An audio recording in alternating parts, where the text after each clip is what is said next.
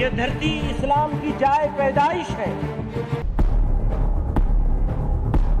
ये मुसलमानों का पहला वतन है।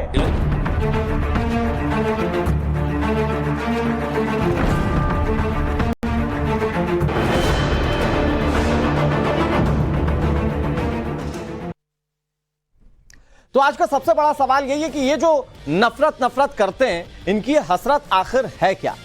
आज का यही सवाल है जिस पर हम अपने मेहमानों के साथ चर्चा करेंगे। यह सवाल इसलिए उठ रहा है क्योंकि दिल्ली के रामलीला मैदान में जमीयत उलेमाए हिंद के अध्यक्ष मौलाना महमूद मदनी ने बड़ा बयान दिया। मदनी ने दावा किया कि देश में मुस्लिमों के खिलाफ नफरत और उकसावे का माहौल पैदा किया जा रहा है। ऐसे मामले तेजी से बढ़ रहे हैं। मदनी ने यह भी कहा कि इस्लाम भारत में बाहर से नहीं आया, बल्कि हिंदुस्तान मुसलमानों का पहला वतन है और इस्लाम सबसे पुराना मजहब है। उन्होंने ये कहा कि यह वतन जितना प्रधानमंत्री मोदी और भागवत का है, उतना उनका भी है। हम अपने मेहमानों के साथ इन सभी मुद्दों को लेकर चर्चा करेंगे, लेकिन उससे पहले इस पूरे मामले को समझाने के लिए, इसका बैकग्राउंडर बताने के लिए यह रिपोर्ट आपको दिखाते हैं।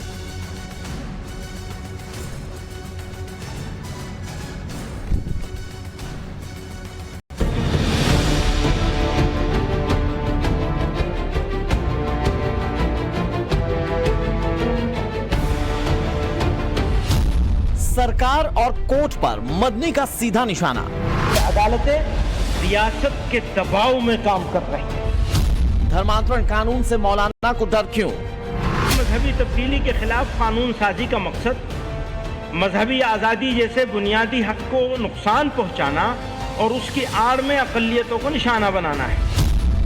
नफरत मदनी की क्या हसरत? इस्लाम इसी मुल्क का मजहब है और सभी मज़ाहिब में, सारे धर्मों में, सारे रिलीजन में सबसे पुराना मजहब है। बात क्लियर, मदनी का एजेंडा फियर। इस्लाम की जाए पैदाइश है। यह मुसलमानों का पहला वतन है। क्या मुस्लिमों को भड़का रहे हैं मदनी? इस्लाम इसी मुल्क का मजहब है और सभी मज़ाहिब में, सारे धर्मों में, सारे रिलीजन में सबसे पुराना मजहब है। 2024 के लिए मौलाना का एमवी प्लान। जितना ये वतन नरेंद्र मोदी और मोहन भागवत का है, उतना ही ये वतन महमूद का भी है। जमीयत उलेमाए हिंद के प्रमुख मौलाना महमूद मदनी एक बार फिर अपने जहरीले बयानों को लेकर विवादों में हैं। मौका था दिल्ली में जमीयत उलेमाए हिंद के 34वें महाधिवेशन के उद्घाटन का, और सम्मेलन की शुरुआत में ही मौलाना मदनी ने ऐसा भड़काऊ भाषण दिया कि वो देश के साधु संतों के निशाने पर आ गए। ये खुदा के सबसे पहले पैगंबर अबुल बशर सैयदना आदम अलैहिस्सलाम की सरजमीन है। आप यहीं तशरीफ लाए। यह धरती इस्लाम की जाए पैदाइश है। यह मुसलमानों का पहला वतन है। इसलिए यह कहना, यह समझना और यह बोलना कि इस्लाम बाहर से आया हुआ कोई मजहब है, यह सरासर गलत और तारीखी एतबार से बेबुनियाद है। इस्लाम इसी मुल्क का मजहब है और सभी मज़ाहिब में, सारे धर्मों में, सारे रिलीजन में सबसे पुराना मजहब है, सबसे कदीम और पुराना भी है। इस्लाम के आखिरी पैगंबर हजरत मोहम्मद सल्लल्लाहु अलैहि वसल्लम इसी दीन को मुकम्मल करने के लिए तशरीफ लाए थे।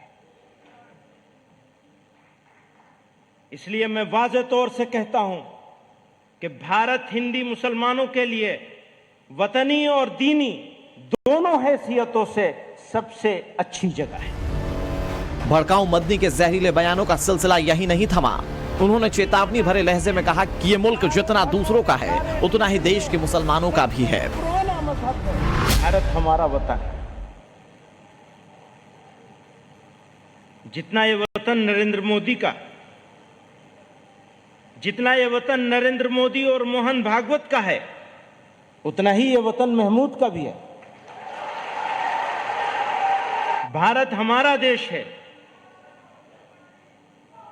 जितना ये देश नरेंद्र मोदी और मोहन भागवत का है, उतना ही ये देश महमूद का भी है। न महमूद इनसे 1 इंच आगे है,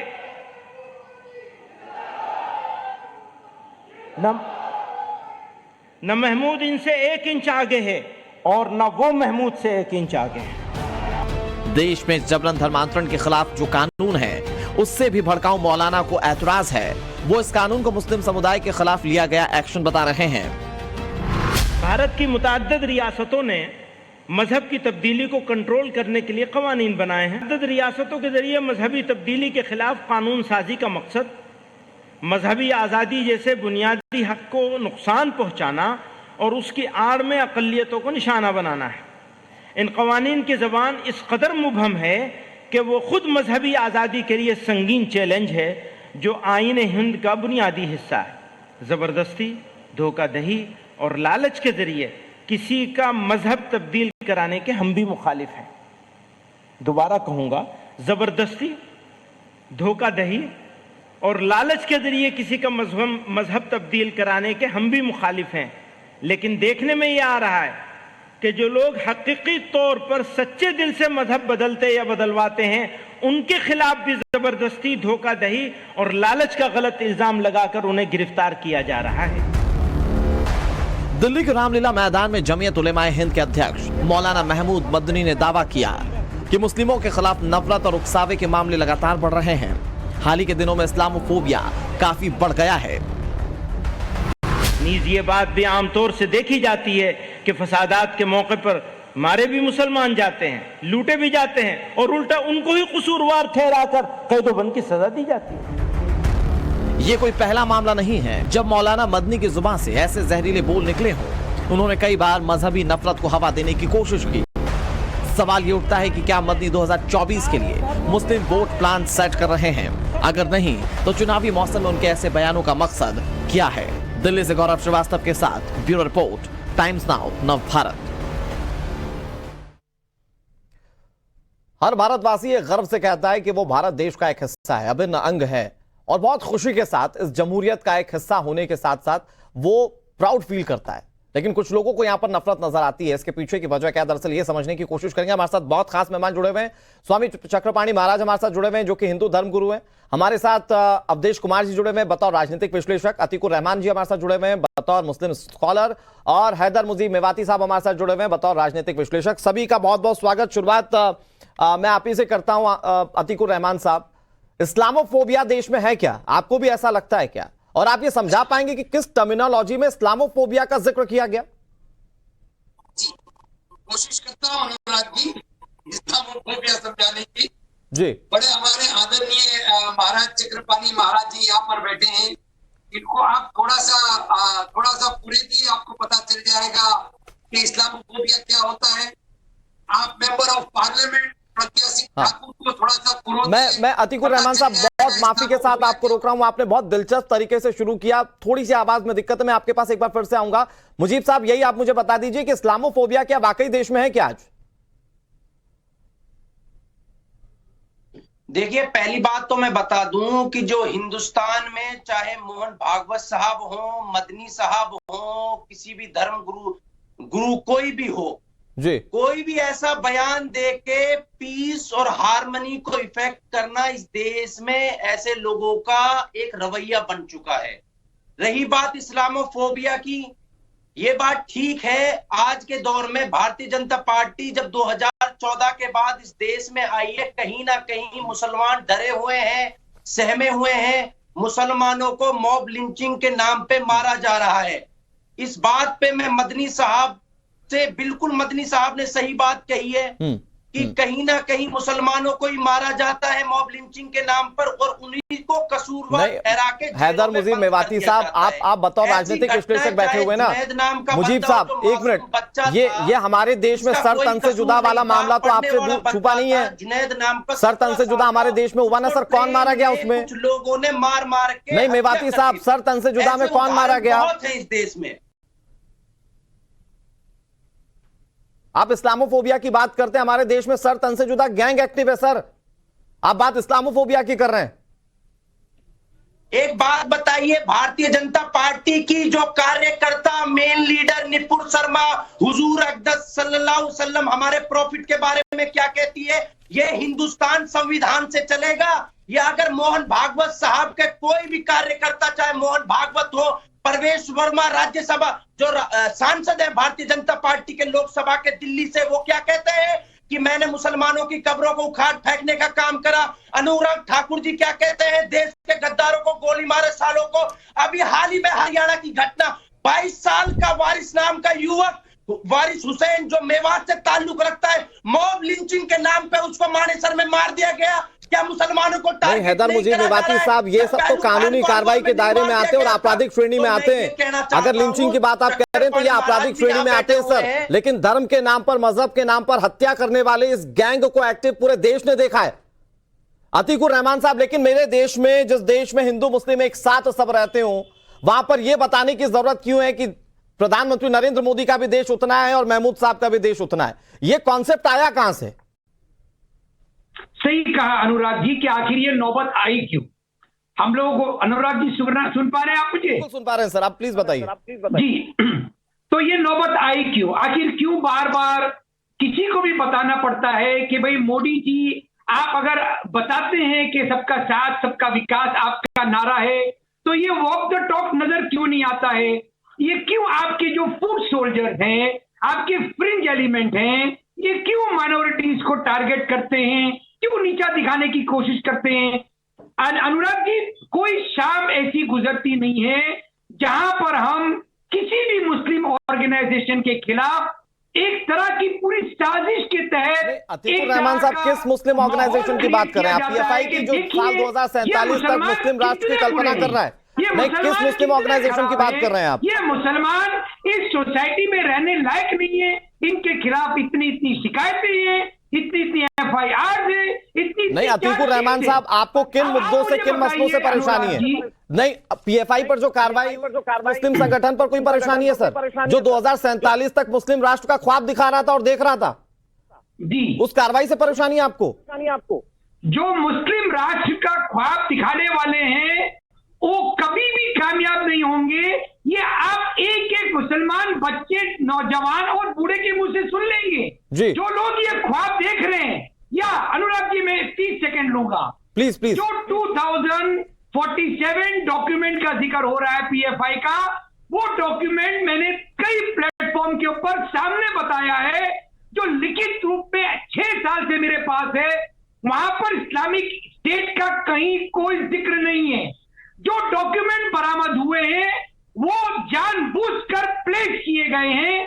पीएफआई के हाई ऑफिशियल्स ने यहां तक कि कहा था हमारे वेबसाइट के ऊपर, वो भी सर, ये तो आप पीएफआई को डिफेंड कर रहे हैं, जबकि उसके दस्तावेजों में साफ तौर पर यह बात पाई गई थी। और ये सर सिर्फ लिखा हुआ नहीं था लाइनों में, इसका पूरा प्लान बकायदा एग्जीक्यूशन का उसमें लिखा हुआ था। अतीकुर रहमान साहब, ये मिसलीड करने जैसा। लेकिन अवधेश कुमार सर, में एक चीज मुझे समझने की जरूरत है, मेरे ख्याल से देशवासियों को भी समझने की जरूरत है कि जब मदनी साहब ये कहते हैं कि मुस्लिमों को कितना प्रताड़ित किया जा रहा है, जब वो ये कहते हैं कि इस्लामोफोबिया बढ़ रहा है, वो ये भी बताते हैं कि सबसे पुराना अगर कोई धर्म है, मजहब है, तो वो इस्लामिक मजहब है। वो भारत से कहते हैं कि यहीं से उत्पत्ति हुई है। वो कैसे, मुझे थोड़ा आप समझा पाएंगे? क्या इतिहास है? देखिए, अब इतिहास से पहले तो ये समझने की आवश्यकता है कि महमूद मदनी साहब जो कुछ बोल रहे हैं, हमारे टेलीविजन चैनल पर 2 पढ़े लिखे और देश के जाने माने मुसलमान बैठे हैं। आपको इनकी और उनकी भाषा में कोई अंतर लग रहा है? कितना बड़ा दुर्भाग्य है कि अतीकुर रहमान साहब यहाँ बैठे हुए हैं टेलीविजन पर, जो मर्जी है बोल रहे हैं, या हैदर मुजीब मेवाती साहब जो मर्जी है बोल रहे हैं, महमूद मदनी वहां जो मर्जी है बोल रहे हैं। क्या किसी हिंदू की हैसियत है कि मर्जी आप लोगों को दे दी भारतीय? सुनो भैया, सुनो, बीच में मत बोलो। अरे भैया, बीच में मत बोलो यार, आप बीच में मत बोलो। प्लीज एक एक करके मुझे ऑडियो गिरवाना पड़ जाएगा। आप लोगों को सारी अनुमति है। अरे भैया, इसको पीएफआई का अड्डा मत बनाओ, इसको टेलीविजन डिबेट को, टेलीविजन डिबेट को ऐसे मत बनाओ। बीच में कूदने के लिए नहीं है, रोंदने का काम आप लोग कर रहे हैं। किसी ने मुसलमान को भैया ये बीच में बोलेंगे तो दिक्कत हो जाएगी। क्या ये कुरुक्षेत्र बना दो ऐसे लोग? नहीं, एक मिनट मेवाती साहब, मैं दरख्वास्त करता हूं सर, मैं सवाल लेकर आऊंगा आपके पास, आप अपनी पूरी बात कहिएगा। डिबेट की तो शुरुआत मैंने आपसे की, एक एक करके प्लीज। अवधेश जी प्लीज अपनी बात को पूरा कर लीजिए। ये इतिहास, किस इतिहास की बात कर रहे थे बदनी साहब की इस्लाम सबसे पुराना मजहब है भारत में? नहीं, पहले ऐसा है कि जब आदमी 50 अपराध और दोष करता है तो ढकने के लिए बहुत सारे तर्क देता है जी। महमूद मदनी साहब के जो संगठन है, पहले उनके पिताजी के उसके अध्यक्ष थे। जब पिताजी मर गए तो दोनों भाइयों ने आपस में संगठन को बांट लिया। पूरा परिवार उस संगठन के हेड है, कोई उत्तर प्रदेश का है, कोई कहीं का है, कोई चाचा है, कोई फूफा है। पहले तो यह समझेंगे तब पता चलेगा ना क्यों बोल रहे हैं। उस संगठन में, जमीयते उलेमाए हिंद के संगठन में किसी भी पोस्ट पर एक पसमानदा मुसलमान आज तक नहीं है। दोनों संगठनों में मैं कह रहा हूं, एक पसमानदा मुसलमान आज तक नहीं है। दूसरी बात जो मैं कह रहा हूं, एक नहीं है। दूसरी बात मैं कह रहा हूं कि ये जो अधिवेशन है, इसका पोस्टर मेरे पास कल आया था इनके संगठन के। और मेवाती जा रहे हैं आपके पास, सुनिए, एक उस्मान साहब नाम थे, बिना घोषणा किए हुए ये जो बैनर लगा है उसमें लिखा गया है रामलीला ग्राउंड उस्मानाबाद उस्मान साहब के नाम पर।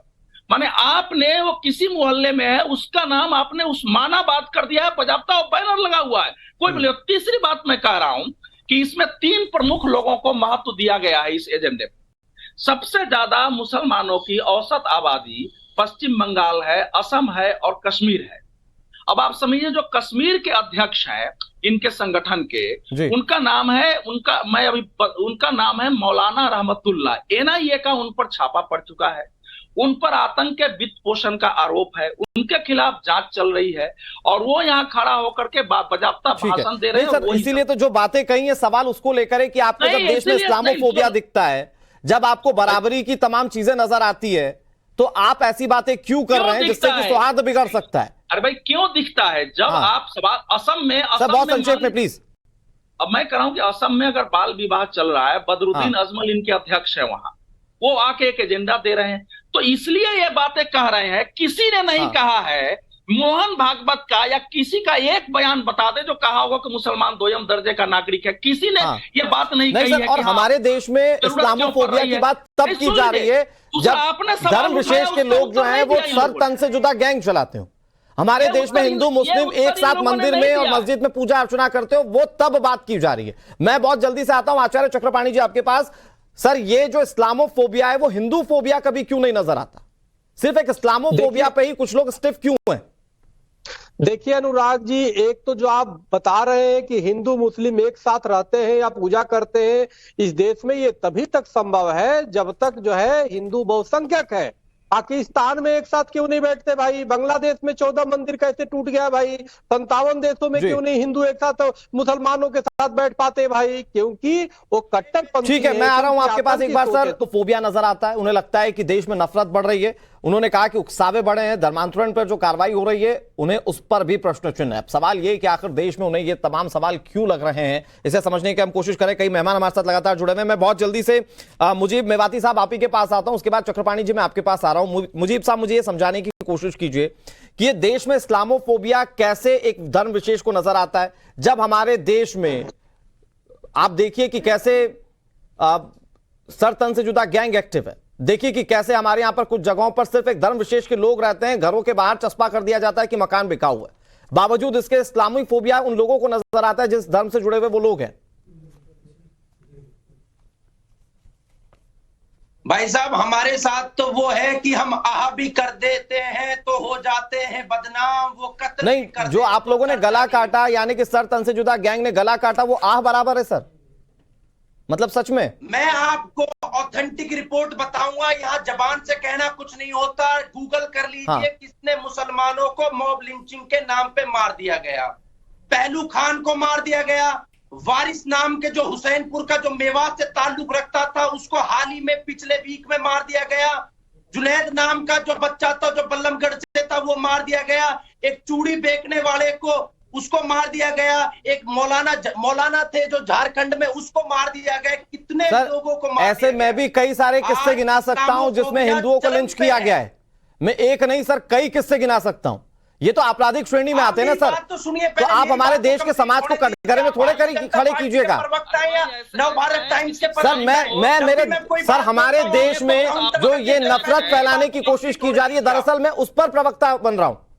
ये देश में नफरत नहीं है जो आपको नजर आती है, या आप फैलाने की कोशिश करते हैं। अवधेश जी कुछ कहना चाह रहे हैं सर, प्लीज। मैं ये कह रहा हूं, ऐसा है कि कोई एक तो उसको मार दिया गया, सुनो जेएनयू से नजीब को गायब कर दिया गया, चिल्लाएंगे तो आवाज नहीं मिलेगी। में आप एक मुसलमानों घटना को मारा बताओ ना, गया, 2021 में कम से कम 30 हिंदू ऐसे मारे गए हैं जिनकी लिस्ट है। कर्नाटक में तो बीजेपी का युवा मोर्चा को मुसलमानों के एक गैंग ने मार दिया, तो क्या आप कहें कि सारे मुसलमान मार दिए गए हैं?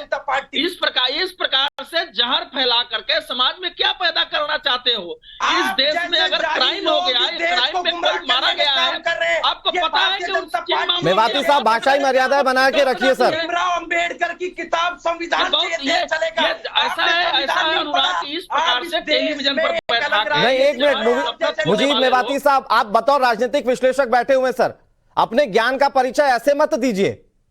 आपको लोग सोफिस्टिकेटेड और डिसेंट पूरी चर्चा के आखिर तक समझते रहे, इसके लिए आप कम से कम थोड़ी कोशिश कर लीजिए। ये जिस प्रकार की भाषा बोल रहे हैं, आग लगाने वाली भाषा, ऐसा लग रहा है जैसे मुसलमानों का देश कत्लेआम हो रहा है।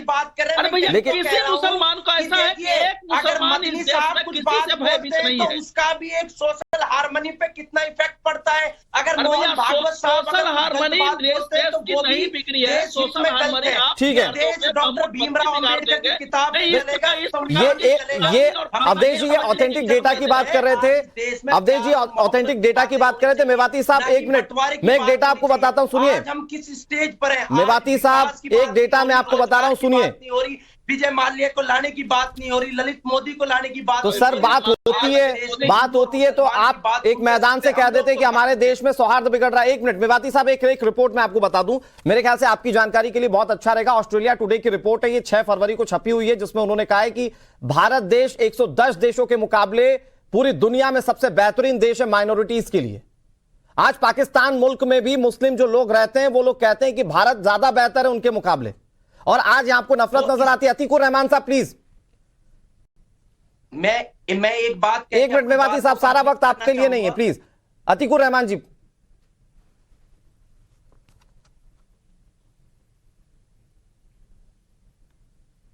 आपकी आवाज म्यूट है। अतीकुर रहमान जी प्लीज एक बार जरा चेक कीजिएगा। आप सुन पा रहे हैं मुझे? बिल्कुल सर, बिल्कुल सर, प्लीज बताइए। अनुराग जी, हमारी बहस का मुद्दा होना चाहिए किस तरह से कड़वाहट को मिटाया जाए। बिल्कुल सर, तन से जुदा जितने भी लोगों ने नारे लगाए थे वो सब सिर्फ इंसानियत के दुश्मनी नहीं बल्कि पूरी कौम के दुश्मन मैं आपको कह रहा हूं।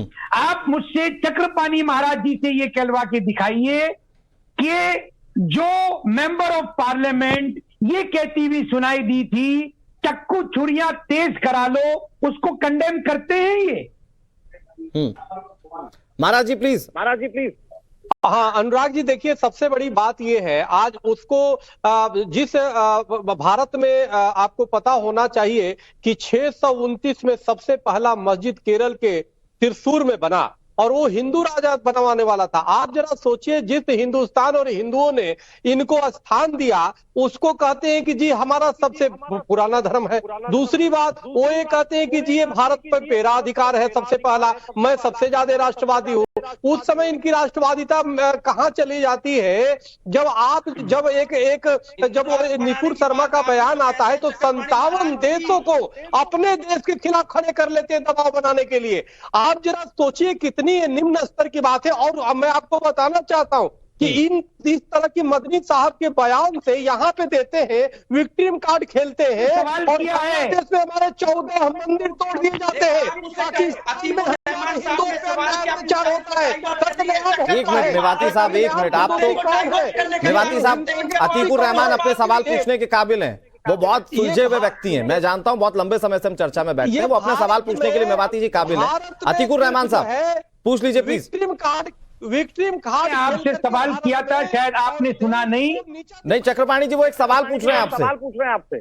महाराज जी, मैंने कहा सर तन से जुदा नारा लगाने वाले हमारी कौम के ही नहीं बल्कि इंसानियत के दुश्मन हैं। वो मेंबर ऑफ पार्लियामेंट जिसको आपने देखा था ये कहते हुए सुना था और देखा था, जो चक्कू छुरिया तेज करालो के नारे लगा रही थी, आप उसको कंडेम करते हैं?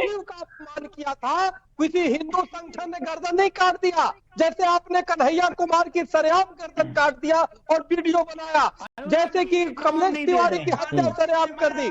तो इसलिए हमारे देश के अस्मिता पे बार बार प्रश्न उठाने वाले लोगों को ये समझना होगा, राष्ट्रवाद तो वो कहलाता है, राष्ट्रवादी इस देश का वो है जो भारत की स्वाभिमान। अवधेश जी, मैं लास्ट 10 सेकंड में आपसे चाहूंगा कि इसको कंक्लूड कैसे करें। हमारे देश में जो बयान दिया है मदनी साहब ने, वो नफरत मिटाएंगे नहीं बल्कि नफरत और उसकी खाई बड़ी कर देंगे। आतिकुर रहमान जी और यहाँ पे लास्ट 10 सेकंड एक सेकंड आतिकुर रहमान भी दोनों को इक्वलाइज करें। देखिए महमूद बदनी इसके पहले बोल चुके हैं कि हमको नया देश नहीं चाहिए, जिसको यहाँ रहना है रहे, जिसको जाना है बाहर चला जाए। तो इस समय महमूद बदनी एक ऐसे एजेंडे पर चल रहे हैं जो 1937 से 47 तक वो पार्टीशन का एजेंडा था। भारत के मुसलमान भी उनके साथ नहीं होंगे और इसके प्रति इसके विरुद्ध खड़ा होने की आवश्यकता है। जितने खतरनाक भाषण इस समय हो रहे हैं उस मैं तो कहूंगा कि इस प्रकार के भाषण को रोकने के लिए दिल्ली पुलिस को कार्रवाई करनी चाहिए। सर, महमूद मदनी साहब तो वो व्यक्ति हैं जिन्होंने जो आतंकी वलीउल्लाह था, जिसे वाराणसी की कोर्ट ने दोषी करार दिया था, उसके पक्ष में जाकर हाई कोर्ट में मुकदमा लड़ने की बात कही थी। वो कहते हैं हमारे देश में इक्वालिटी की बात करते हैं, फिर हमारे देश में लड़के लड़कियों के साथ पढ़ने पर उन्हें ऐतराज है। ये मौलाना मदनी साहब हैं और इनकी वकालत करने के लिए कुछ लोग मौजूद हैं हमारे देश में। बहुत शुक्रिया आप सभी का हमारे साथ जुड़ने के लिए और पूरी चर्चा में शामिल होने के लिए। टाइम्स नाउ भारत पर खबरें लगातार जारी हैं।